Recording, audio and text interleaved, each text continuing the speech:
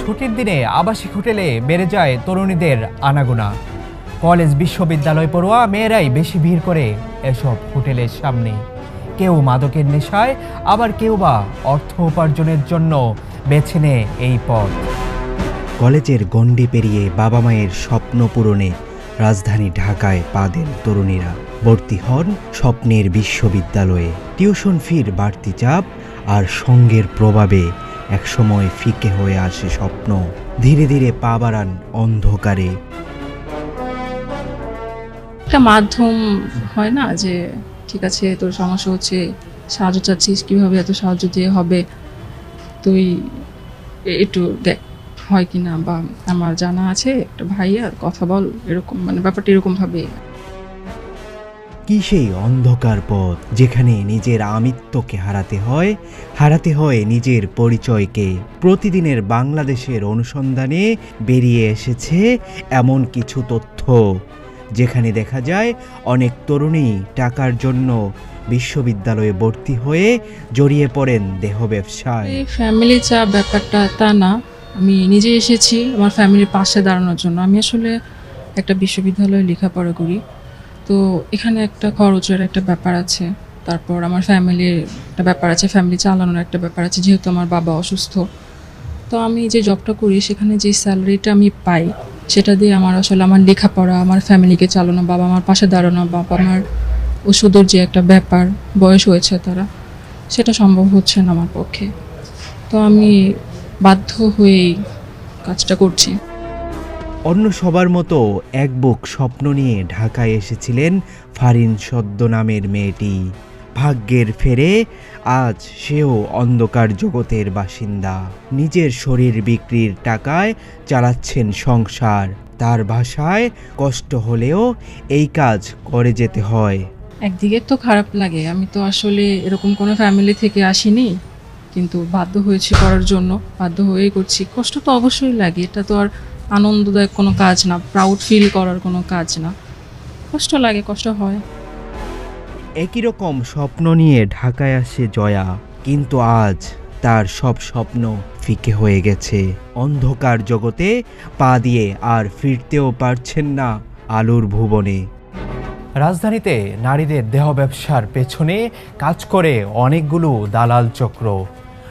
Model থেকে শুরু করে কলেজ বিশ্ববিদ্যালয়ের শিক্ষার্থীরা অনেকেই এসব দালাল চক্রের মাধ্যমে দেহ ব্যবসার খাতায় নাম লেখান। পরিচয় গোপন রাখার শর্তে প্রতিদিনের বাংলাদেশের সঙ্গে কথা হয় এমন কয়েকজন দালালের। তারা জানান, কেউ পড়াশোনার খরচ মেটাতে, আবার কেউ পেটের ক্ষুধা মেটাতে কাজে নাম লিখান। শুধু তাই নয়, চাহিদার জন্যও এখানে আসেন কেউ কেউ। অনেক মেয়ে এখানে আছে, কারণ ভাই হাতের পাঁচটা আঙুল তো সমান না, সব ধরনের মেয়েই থাকে, বুঝতে পারছেন। কেউ হয়তো টাকার জন্য আসে, বা কেউ হচ্ছে আপনার চাহিদা মেটানোর জন্য আসে, আবার কেউ হচ্ছে ক্ষুধার জন্য মেটানোর জন্য আসে। এক এক মেয়ে এক এক রকমের কাজের জন্য, আবার কেউ নেশা করার জন্য আসে। তো ইন্ডিভিজুয়ালি আমি বলতে চাই এক একজনের ভাই সেটা তো আমরা তো জানি না, খালি আমরা জানি জাস্ট তাদের কাজ লাগবে, আমরা তাদের কাজটা ম্যানেজ করে দিই আর কি। গুলশান বনানীর আবাসিক এলাকার বিভিন্ন ফ্ল্যাট দেহ ব্যবসার জন্য ব্যবহার হয় বলে জানান দালালরা। এ কাজে সর্বনিম্ন 5,000 টাকা থেকে 20,000 টাকা পর্যন্ত খরচ করে থাকেন খদ্দেররা। আচ্ছা, আমাদের হচ্ছে প্রোফাইল থাকে, আমাদের একটা মানে আমাদের হোয়াটসঅ্যাপে একটা লিঙ্ক থাকে, ওই লিঙ্কের মাধ্যমে আমরা ক্লায়েন্টদেরকে কালেক্ট করে দেন আমাদের ওখানে গ্রুপে আমরা পিকচারগুলো শেয়ার করি। ওখান থেকে হয়তো ক্লায়েন্টরা আমাদের নক করে জাস্ট চয়েস করে আমরা আর কি মেয়েরা আর কি পাঠিয়ে দিই। লোকেশন দেওয়া হয় আমাদের, ওই লোকেশন আমরা পাঠিয়ে দিই। কেউ চাইলে হোম সার্ভিস নিতে চায়, কেউ চাইলে আমাদের গুলশান বনানীতে প্লেস থাকে, ওখানে প্লেস এসে সার্ভিসটা নিয়ে যায়। পেমেন্টটা হচ্ছে ভাইয়া সর্বনিম্ন 5,000 থেকে 10,000 15,000 এরকম হায়ার করে আর কি পেমেন্টটা হয়। অপরাধ বিশেষজ্ঞরা বলছেন, আমাদের সমাজে অনেক নারী আছেন যারা তাদের প্রয়োজন চাকরি করে মেটাতে পারেন, কিন্তু দেহ ব্যবসায় নিজেদের জড়িয়ে ফেলছেন।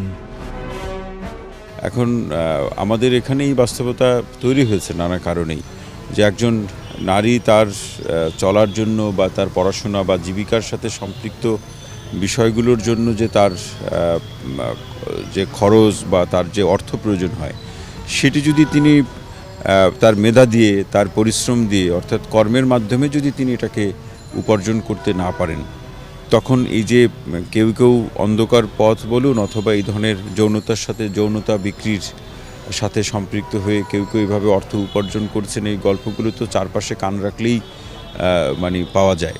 তো তার মধ্যে থেকে একটা কেউ কেউ সেই পথে ধাবিত তো হতেই পারেন।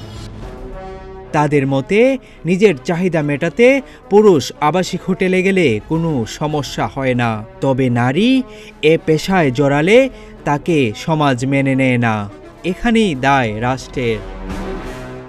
যখন কেউ এই ধরনের কর্মকাণ্ডগুলো জেনে যায় যে অমুক এই ধরনের কাজের সাথে সম্পৃক্ত আছে, বিশেষ করে নারীদের ক্ষেত্রে, এটাই হলো পুরুষতান্ত্রিক সমাজের সবচেয়ে বড় মানে যে আমরা বলি যে দোষারোপের জায়গাটি, অথবা মানে সে অন্যকে যে ইতিবাচকভাবে গ্রহণ করতে পারছে না, যে পুরুষ এই ধরনের সেবা অথবা তার যৌন চাহিদা পূরণ করার জন্য এই ধরনের হোটেলগুলো অথবা এই ধরনের হাউসগুলোতে, সেক্স হাউসগুলোতে সে যাবে, তাতে অসুবিধার খুব একটা বেশি যে প্রশ্নের সম্মুখীন হতে হয় সমাজে পুরুষকে, এরকমটি নয়। কিন্তু একজন নারী যদি যায়, সেটা যদি সমাজ জানে, তাহলে সমাজ তাকে আর গ্রহণ করতে চায় না। তো এই জায়গাতে হলো যে রাষ্ট্রের দায়টা হলো এখানেই, যে রাষ্ট্র যতক্ষণ পর্যন্ত, যেহেতু আমার সমাজ বাস্তবতা, আমার সাংস্কৃতিক পরিচয় কিংবা আমরা যেভাবে মানুষকে দেখতে চাই তার সাথে এটার কোনো সম্পর্ক নাই। বৈশ্বিক প্রেক্ষাপটে তো নানা ধরনের ব্যাপারগুলো থাকবেই। তো সেই প্রেক্ষাপটের সাথে ততটুকু প্রেক্ষাপট অথবা বাস্তবতাই আমি গ্রহণ করব যতটুকু আমার সমাজ এবং সাংস্কৃতিক কাঠামোর সাথে সম্পৃক্ত, বা যতটুকু আমি গ্রহণ করলে আমি আমার নিজস্ব পরিচয় বহন করতে বা চর্চা করতে গিয়ে কোনো অসুবিধার মধ্যে পড়ব না। বাংলাদেশের সামাজিক বাস্তবতায় আবাসিক হোটেল কিংবা দেহ ব্যবসা নিষিদ্ধ। রাজধানীতে অবাধ দেহ ব্যবসা বন্ধ করতে ডিএমপির পক্ষ থেকে বিভিন্ন সময়ে অভিযানও চালানো হয় বলে জানান পুলিশের এই কর্মকর্তা। সেটির ব্যাপারে ঢাকা মেট্রোপলিটন পুলিশ সবসময় সোচ্চার আছে, তথাপিও সোশ্যাল ভ্যালুস বিভিন্ন কারণ অনেক সময় তারা রাস্তায় যাওয়ার চেষ্টা করে। তো সেটির ব্যাপারে আমাদের যেমন প্রতিদিনই মেট্রোপলিটন অর্ডিন্যান্সে কিন্তু বেশ কিছু গ্রেপ্তার করা হয়। আমরা আইন প্রয়োগ করি, কিন্তু হয়তো আবার পরবর্তী জামিনটা চলে আসে। সমাজবিজ্ঞানীরা বলছেন, বৈশ্বিক বাস্তবতায় যা স্বাভাবিক, বাংলাদেশের বাস্তবতায় তা স্বাভাবিক নয়। তাই বিশ্বায়নের এই যুগে ঠিক ততটুকুই গ্রহণ করতে হবে যতটুকু গ্রহণ করলে বাংলাদেশের নিজস্বতা নিয়ে সংকটে পড়তে হবে না। আবু বকর রায়হান, প্রতিদিনের বাংলাদেশ, ঢাকা।